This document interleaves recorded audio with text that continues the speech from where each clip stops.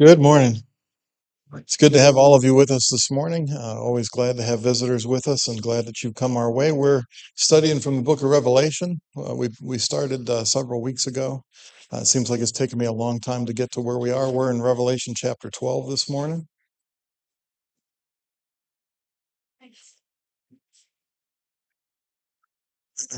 I've been excited to get to chapter 12 because the way that the book is laid out is what we've kind of looked at so far is that in the very beginning, John is given this revelation that comes from God the Father to Jesus to his angel and is signified or signified, if you want to southern it, I suppose.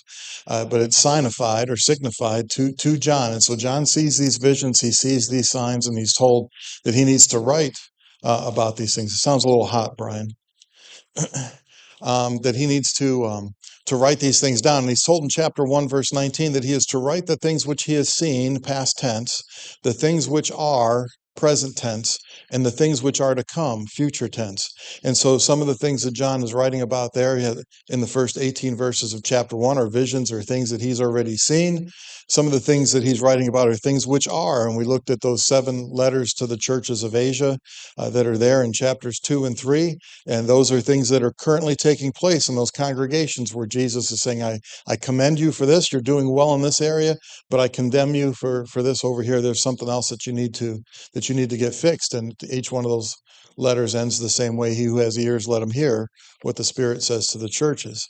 And then he starts talking about the things which are to come, the things that are in the future for these first century Christians that John is writing to. Now, a lot of these things are in our past, but they were in the future of the folks that he's writing to. And that begins in chapter 4. And in chapter 4 through 11, you've got this description of what's going to take place on earth. What's going to happen on earth. And basically, the word of God is going to go out. And because of the word of God going out, the Christians are going to face persecution, mostly from the Roman Empire. And that persecution is going to come. And because of the persecution, God is going to eventually punish the Roman Empire. He gives warnings of that with regards to the trumpets that we looked at that began in chapter 9, I believe, and ran through the end of chapter 11. And so you've got the trumpets that are being blown. And the first 4 trumpets are natural calamities. It's a calamity on the land, it's a calamity on the sea, it's a calamity on the fresh water, it's a calamity in the heavens. And so there are these natural calamities that are spoken of with regards to the different visions that John has. Of those first 4 trumpets being blown, and then there's this ugly creature. There's these locusts that come up, and they have this long, stringy hair and these sharp iron teeth, and they're just kind of hideous looking. And that's representative of sin, that moral decay was one of the things that brought the Roman Empire to its knees. When you read most historians, they'll say there are 3 things that really defeated the Roman Empire. It was natural calamities, it was moral decay, and it was foreign invasion. And that when that 6th trumpet blows, you see a picture of invading armies that are coming in. Now, this was meant to be a warning, because you'll notice that in there it's a third, it's a third, it's a third as far as the destruction goes. So it's not complete destruction upon the Roman Empire, but it's meant to be a warning. It's meant to get them to turn and repent. It's meant to get them to come to God. And you see that in chapter 9, I believe verse 20, where it says that those that survive these things, yet they did not repent, right? Why is he saying that? Well, because that's the whole purpose of these things. This was the purpose of the plagues upon Egypt, and it was the purpose of all of these calamities that came upon the Roman Empire. And when you look at history, you see that there's this crisis that takes place in the Roman Empire in the 3rd century for a period of about 49 years, and they were fortunate to survive that and for the empire to continue. Um, but that looks like that could have been that warning, that you've got civil wars, you've got invasions taking place, you've got the moral decay that's taking place, and you've got natural calamities. And so all of those things. And so we looked at the blowing of that last trumpet, which appears to be maybe in our future, that last trumpet, when it blows, that's going to be the end of time, and then there's going to be a judgment. But basically in chapters 4 through 11, you've got a picture of here's what's taking place on earth with God's people. That they're spreading the word, they're being persecuted, and the persecutors are going to be punished for that. And so it's a picture of what takes place on earth. And where sometimes people get lost and they come up with all these wild things about, well, you got a 3.5 in chapters 4 through 11, you got another 3.5 that's talked about in chapters 12 and following. And so some folks want to make this a fantastic literal story and say that you're going to have this 7-year period of tribulation that's broken into 2 3.5s. But really, the 3.5 is talking about the same time period. In chapters 4 through 11, here's what happens on earth. And then we get this peek behind the curtain beginning in chapter 12. And in chapter 12 through the end, you have here's what's going on behind the curtain. Here's a spiritual battle that's taken place. While these things are going on earth, there's a spiritual battle that's taken place. And we don't get to see that very much. We don't get to see that very often. There's one place in the Old Testament where Elisha and his servant, they're surrounded by the enemy, and his servant is concerned because they're surrounded. And what happens on that occasion?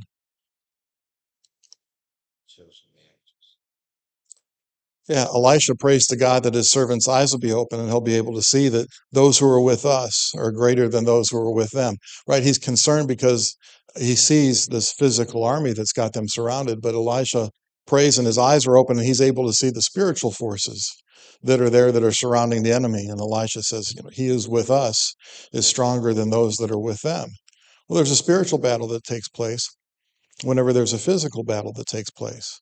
God and his forces against Satan and his forces. There's these spiritual battles that are taking place behind the scenes, and we don't often get to see that. But we get that little peek behind the curtain there in the Old Testament, and we get a little peek behind the curtain here in the book of Revelation. Because what's happening here in chapter 12 is that peek behind the curtain from chapters 12 and up through chapter 19 or 20, part of 20. We're going to see that spiritual battle that's taking place and the results of that spiritual battle. And so chapter 12 is sort of a summary, if you will, of the spiritual battle that has been taking place since the beginning of time. Because there's going to be some old things in here, there's going to be some new things in here, but it's the spiritual battle that exists between God and his angels and Satan and his angels. So it says in chapter 12, beginning in verse 1, now a great sign appeared in heaven, and a woman clothed with the sun, with the moon under her feet, and on her head a garland of 12 stars. And being with child, she cried out in labor and in pain to give birth. Another sign appeared in heaven. Behold, a great fiery red dragon having 7 heads and 10 horns, and 7 diadems on his heads. His tail drew a third of the stars of heaven and threw them to the earth. And the dragon stood before the woman who was ready to give birth to devour her child as soon as it was born. She bore a male child who was to rule all nations with a rod of iron, and her child was called up to God and his throne. Then the woman fled into the wilderness, where she has a place prepared by God that they should feed her there 1,260 days. Now, if we just read that on the surface and start to think about it, it's like, what in the world is he talking about? What's going on here that he's talking about this? Remember that the book is written in apocalyptic language. It's written in language that it produces a picture for us to see.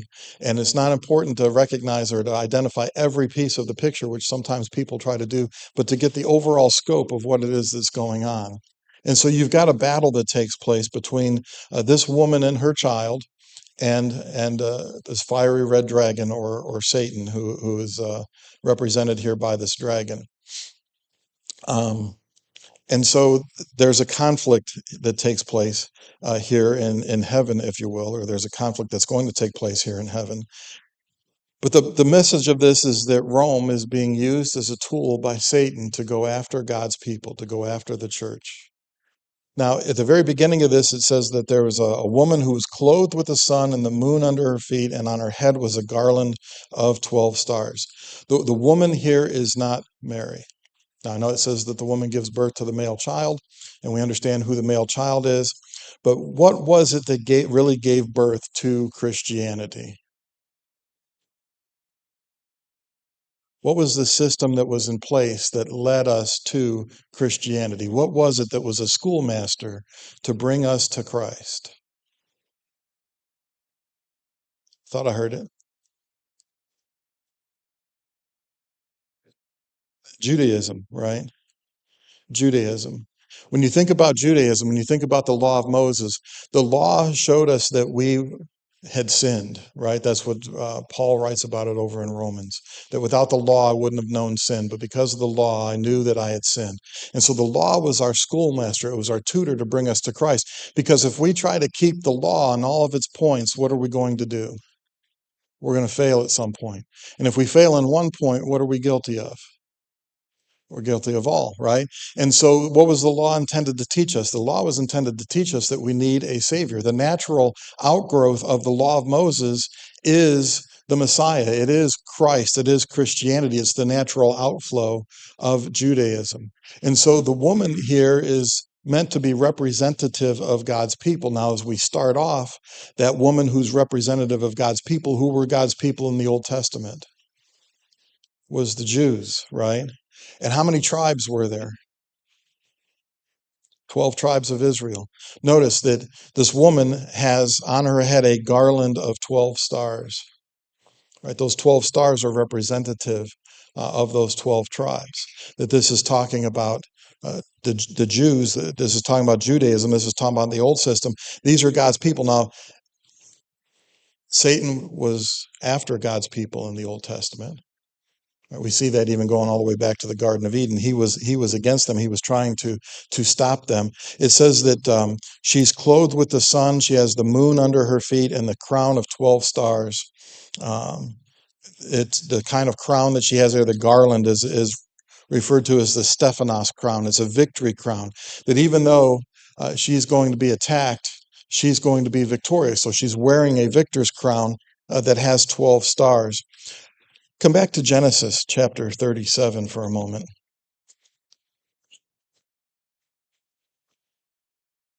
Do you remember the dream that Joseph had back in Genesis 37? He has this dream which basically represents his father and his mother and his brothers, and they're all bowing down to him, even though he's one of the youngest, right? He is the youngest son, I think. Even though he's the youngest, all the older ones, they're bowing down to him in his dream. Notice in Genesis chapter 37, verses 9 and 10. Speaking of Joseph, it says, he dreamed still another dream, and he told it to his brothers and said, look, I have dreamed another dream, and this time the sun, the moon, and the 11 stars bowed down to me. How many brothers does he have? He's got 11 brothers, right? The sun and the moon and 11 stars were bowing down to me. And notice, when he told this to his father and his brothers, his father rebuked him and said to him, what is this dream that you have dreamed? Shall your mother and I and your brothers indeed come to bow down to the earth before you? You see, the sun and the moon represented his father and mother, and those 11 stars represented his brothers, and they understood that from the dream when these heavenly bodies were bowing down to Joseph, that was really an indication that the rest of his family was going to come and bow down before him. Now, his brothers didn't like that, right? His brothers didn't like the dad liked him most and gave him that multicolored coat, but his brothers didn't like that, oh, you're kind of exalting yourself. Did they come and bow down before him eventually? When they were hungry and they came to Egypt for food, right? And Joseph was second in charge of Pharaoh's household. They came and they bowed down before him. But you see, that's an Old Testament symbol that's there. And this would be something that first century Christians would be able to know and understand that, okay, when you're talking about stars, you're talking about people, right? You're talking about those tribes, because his 11 brothers were going to be heads of the other tribes of Israel. And so they would understand, okay, this is in reference to the 12 tribes of Israel. This is in reference to God's people in the Old Testament. And so this woman is representative of God's people. And here at the beginning, it's Judaism. It's the Jews of the Old Testament. Being with child, she cried out in labor and pain to give birth. And another sign appeared in heaven, a great fiery red dragon having 7 heads and 10 horns and 7 diadems upon his head. And so the woman here, she's with child, it says in verse 2, are about to give birth. There's a time that's going to come where the Messiah is going to come, right? And it was predicted that the Messiah was going to come, that it was going to be through David's line. We find that over in the book of Samuel, that it was going to be through David's line, that it was going to be his seed, if you will. It's going to be the seed of Abraham, that the Messiah was going to come at some point. And so the time is coming for her to give birth, and there's this sign of the dragon that is there. And it says, when we think about the dragon and you think about Satan, is Satan going to be okay with the Messiah being born? Is Satan going to be okay with the Messiah coming to save his people? Is Satan going to be okay with if the Messiah defeats him, right? It's kind of a me against him kind of thing. right? And so this dragon appears, and he understands that he has to destroy the child, or else the child's going to destroy him. Maybe he's thinking back to Genesis chapter 3 and verse 15.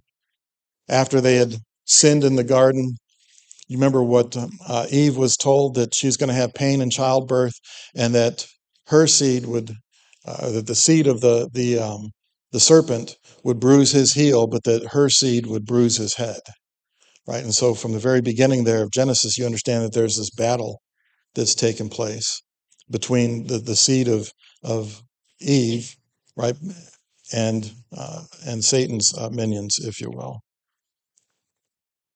And so he's red. That would be a color that they'd be familiar with regards to all the bloodshed that's going to take place under the Roman Empire. The fact that he has 7 heads and 10 horns shows that he's got power. He's got power upon earth. God allows him to exercise power here on the earth. He's got some power here with regards to the 10 horns. It would mean that he sort of has complete power, if you will, when it comes to some of the things that are here on earth. And so God allows him to have that.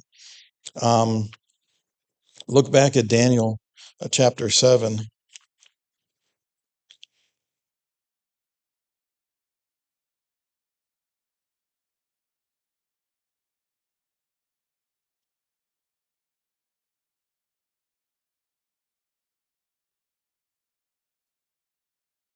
Daniel chapter 7. Daniel has visions. Actually, Nebuchadnezzar has a dream in chapter 2 about these various different kingdoms that are going to come. And in the days of the Roman kings is when God's going to set up his kingdom. That's when the Messiah is going to come. But Daniel has a vision about this as well in Daniel chapter 7. Notice in verse 7, it says, "After this I saw in the night visions, and behold, a fourth beast, dreadful and terrible, exceedingly strong. It had huge iron teeth. It was devouring, breaking in pieces, and trampling the residue with its feet. It was different from all the beasts that were before it, and it had 10 horns." And so in Daniel's vision there in chapter 7, he talks about this beast that he sees that has 10 horns. Now, the beast that we're about to witness, the sea beast that comes up, well, he's going to have horns. Horns are representative of power. And Satan's minions are going to look an awful lot like him.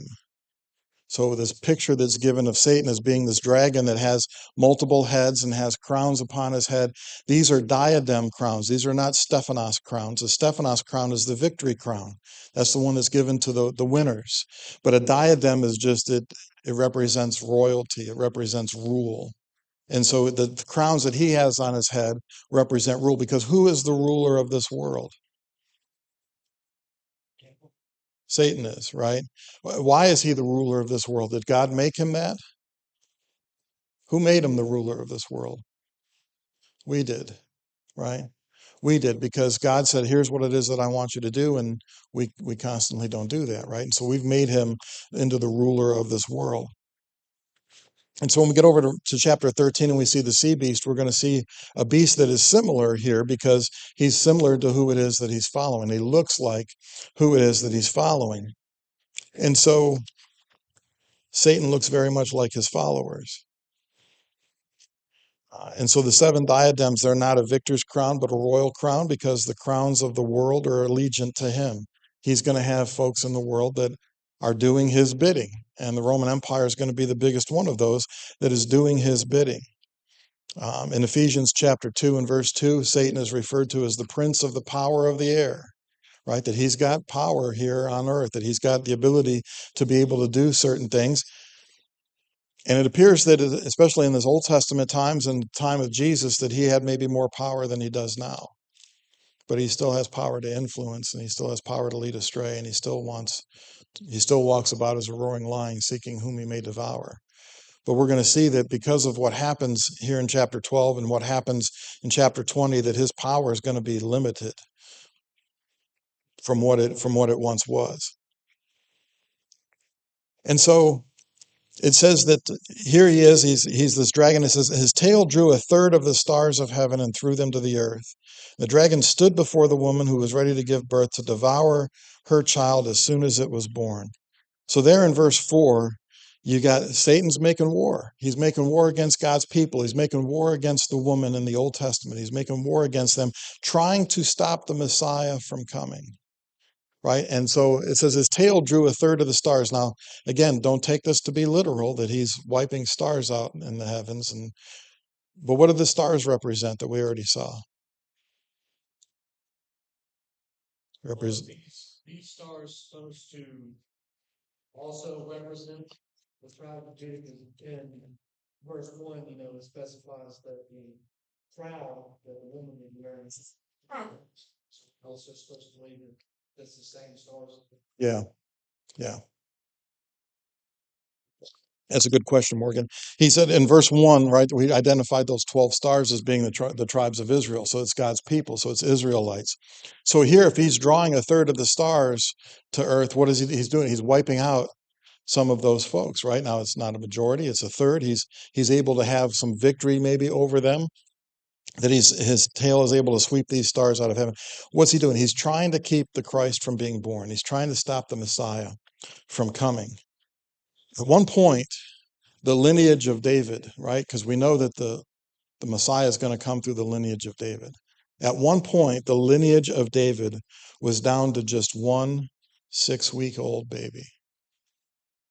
You read about this over in 2 Kings chapter 11. Let's go over there for just a second.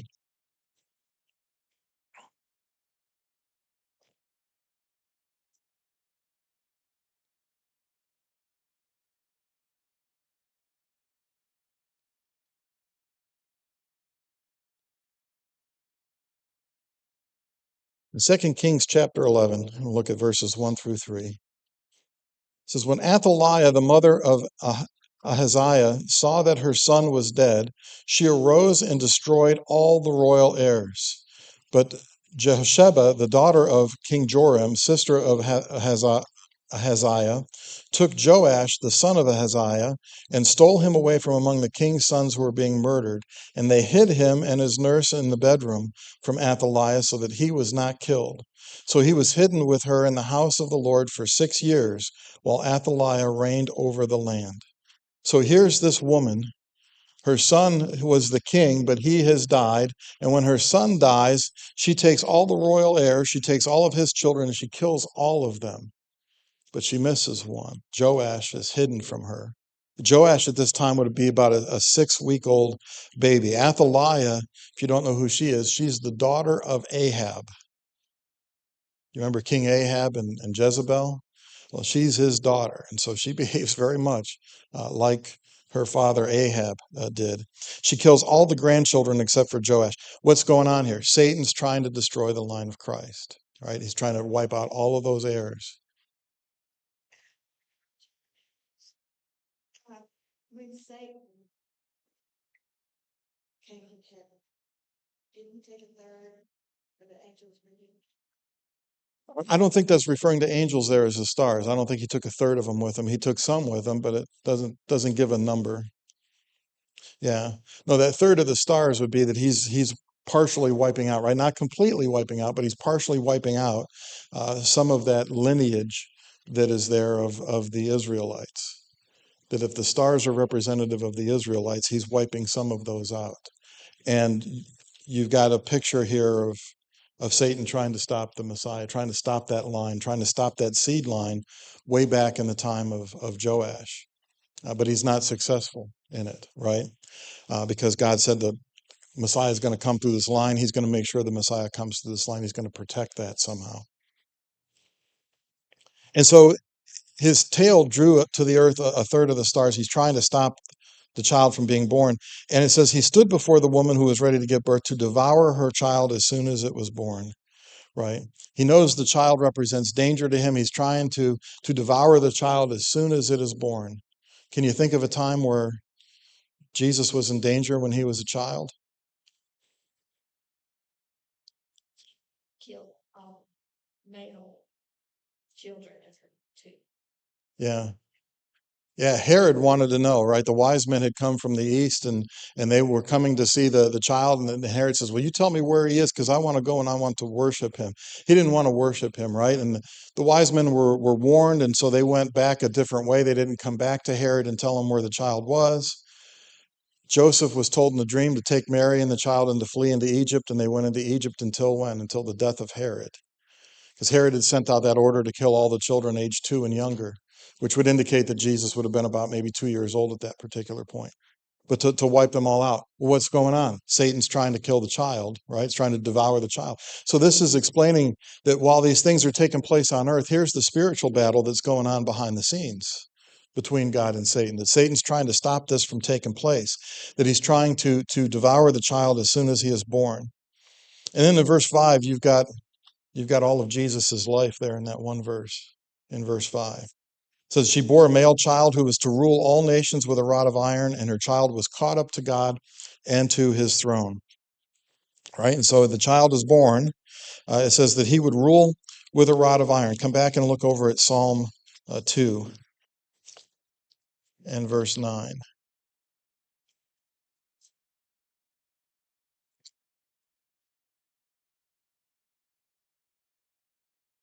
Psalm 2 is a messianic psalm. Notice it says, why do the nations rage and the people plot a vain thing? At the beginning, the kings of the earth set themselves. The rulers take counsel together against the Lord and against his anointed. Right? So these are folks that are fighting against God. They're fighting against his anointed one. And in the immediate context, that would be David the king. But in the further context, his anointed one is the Messiah. His anointed one is the Christ. That's what Messiah means in Hebrew. It means the anointed one. That's what Christos means in the Greek. It means the anointed one.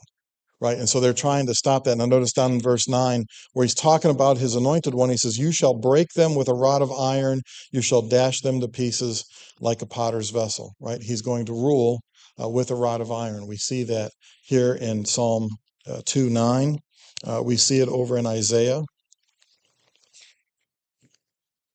If you come over to Isaiah chapter 9.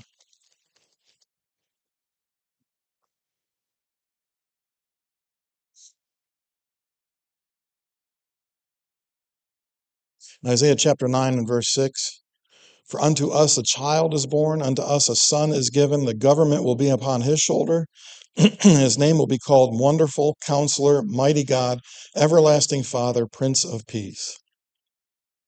Of the increase of his government and peace there will be no end, upon the throne of David and over his kingdom, to order it and establish it with judgment and justice from that time forward, even forever. The zeal of the Lord of hosts will perform this. And so why do I take us back and look at those Old Testament passages? Bill, because that's how we understand what the symbols are pointing to here in the book of Revelation. It's not up to me or somebody else to just grab a symbol out of the air and say, well, this is what this means and this is what that means. There are some Old Testament passages that use the same sort of symbols. And so we can look and see, okay, what is that in the Old Testament? What is it that the readers of this book in the first century would have understood about those Old Testament symbols? Because he's drawn them a picture and he's using symbols. Because he can't just give them a book that says, you Christians are going to be victorious and the Roman Empire is going to be wiped out.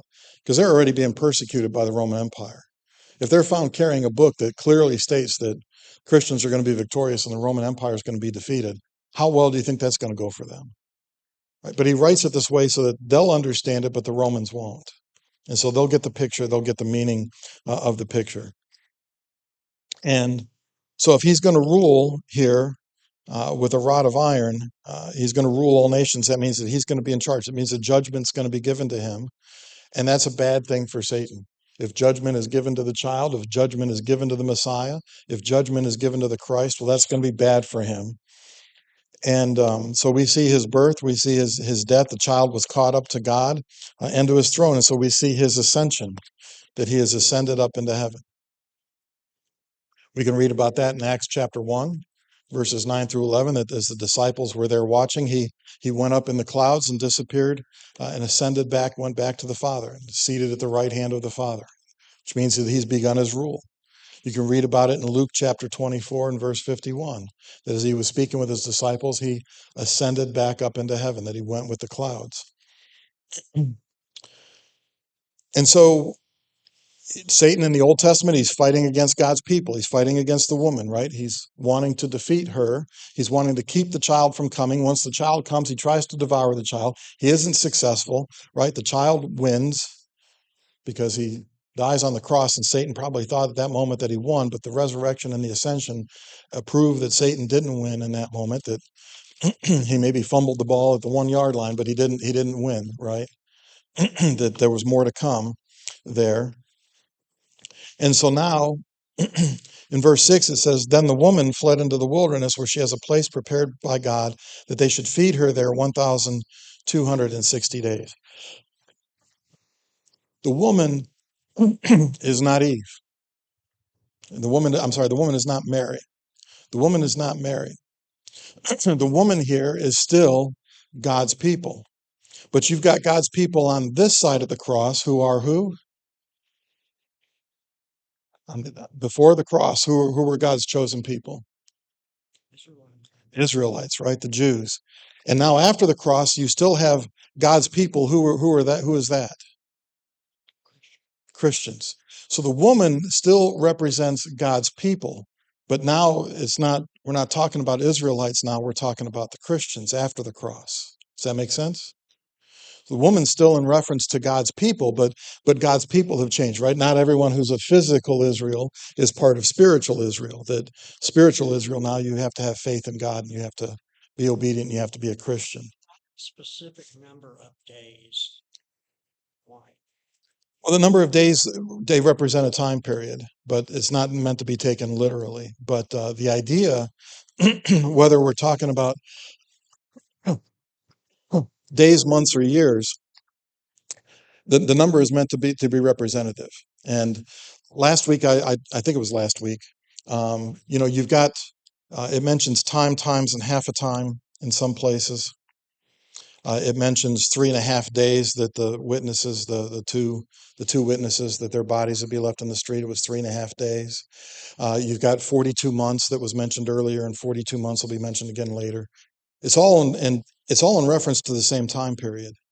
Because if you've got time, what is that? That's singular. Times is plural. What's the smallest plural number? And half a time. What is that? It's 3.5. Right? Time, times, and half a time.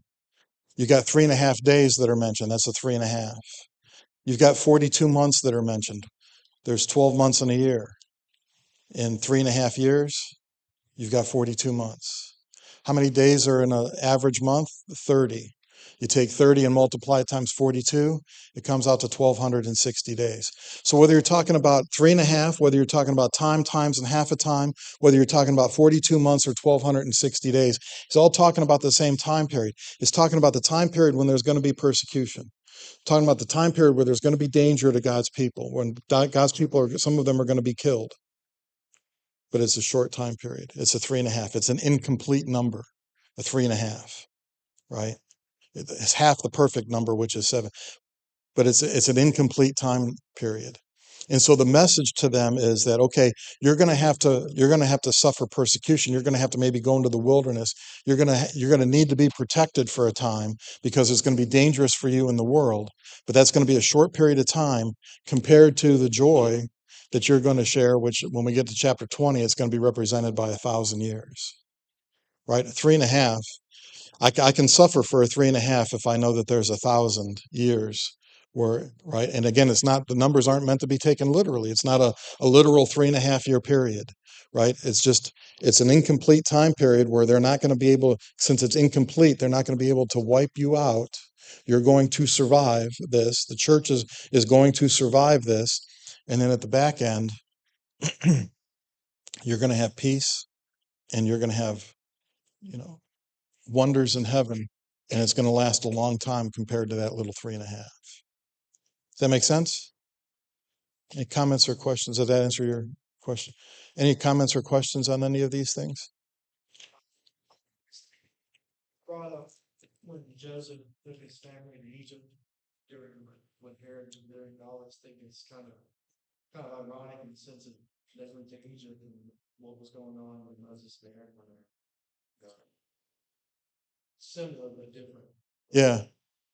Yeah, interesting that he took them to Egypt, right? Because they weren't necessarily supposed to seek refuge or peace in Egypt at other times, but on this occasion they were. But there was an Old Testament prophecy that says, "Out of Egypt I called my son." Right? Out of Egypt I have called my son. And initially when they read that, in the Old Testament, they would have thought, okay, this is talking about Israel being his child, right, his firstborn, and that he's called Israel out of Egypt, and Moses brought them out from slavery and from bondage. But we see in the New Testament it has a second meaning. Out of Egypt I called my son. It says that it might be fulfilled when Joseph is told that Herod's dead and they can come back. It says that it fulfilled the prophecy that says, "Out of Egypt I've called my son." So God knew ahead of time, right? He knew all the things that were going to take place, that he could have that written, "Out of Egypt I've called my son," and then has them go into Egypt, and then he brings them out to fulfill the prophecy that was given there. So the woman flees to the wilderness, and God can use that to take care of her. Again, it's an incomplete time period. Satan's only going to be given a 3.5 time period, if you think of it that way, to attempt to destroy her. It's not going to be long enough to get it done. The wilderness was a place where God could provide protection for folks from time to time.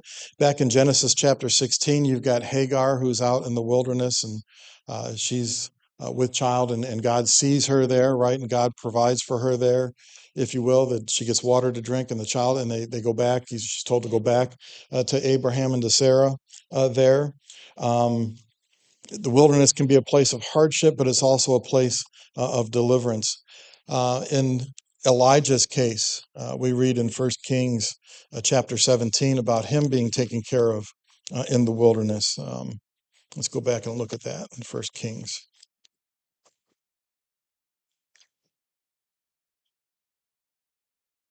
1 Kings chapter 17.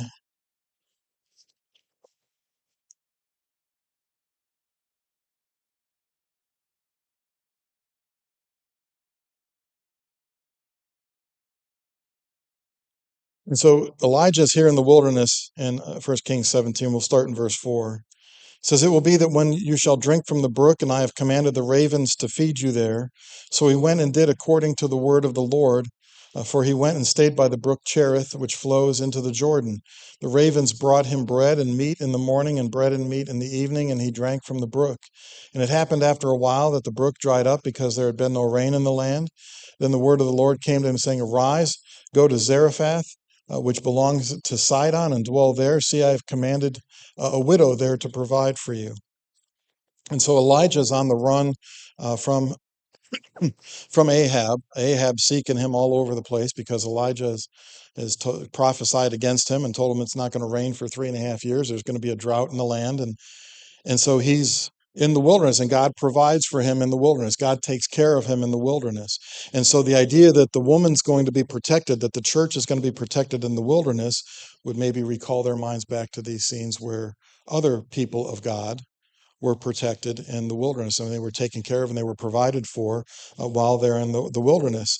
And so it says that they should feed her there 1,268. So she's going to be fed. She's going to be taken care of. She's going to be provided for. She's going to be nourished. And the message is that even though some Christians are going to die, God can protect his church. That Satan's not going to be successful in wiping out the church. And Satan's going to use the Roman Empire to try to accomplish that task. He's going to use the Roman Empire to try to wipe out the church as a whole here. And that's what we've seen going on in chapters 4 through 11 on earth. And now we're getting a peek sort of behind the curtain of the spiritual battle that's taken place. Notice in verse 7, it says, "War broke out in heaven. Michael and his angels fought with the dragon, and the dragon and his angels fought, but they did not prevail, nor was a place found for them in heaven any longer. So the great dragon was cast out, that serpent of old, called the devil and Satan, who deceives the whole world. He was cast to the earth, and his angels were cast out with him." So there's a war that breaks out. Now, it doesn't give us a time period as far as when this takes place. So is this talking about something that's happened a long time ago? Is this talking about, if since he couldn't destroy Jesus here on earth, did he take his angels and try to go to heaven and defeat God and Christ in heaven? Doesn't give us an exact time period as far as when this took place, other than Satan tried to make war in heaven. And he and his angels fought against Michael and his angels. Michael is thought to be one of the archangels, one of the leading angels of God. And so you've got this battle, the spiritual battle that's taking place here. He's so full of pride, Satan is, that he thinks that he can take his angels and he can go into heaven and he can just walk in there and take over. but he doesn't have that kind of strength. He doesn't have that kind of power, right? It says the dragon and his angels fought. They did not prevail in verse 8, nor was there a place found for them in heaven anymore. They weren't strong enough. And because they weren't strong enough, because they couldn't defeat God, because God is stronger than Satan is, there was no place found for them. It looks like Satan used to be able to go back and forth between the earth and heaven. At least for a time period, he was able to travel back and forth and able to do that. We see that over in Job. We'll look at this real quick.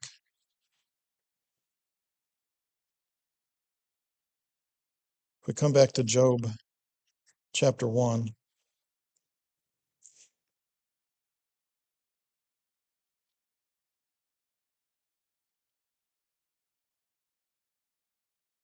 In Job chapter 1, notice in verses 6 and 7, it says, there was a day when the sons of God, that's meaning angels there, there are days when the sons of God came to present themselves before the Lord, and Satan also came among them.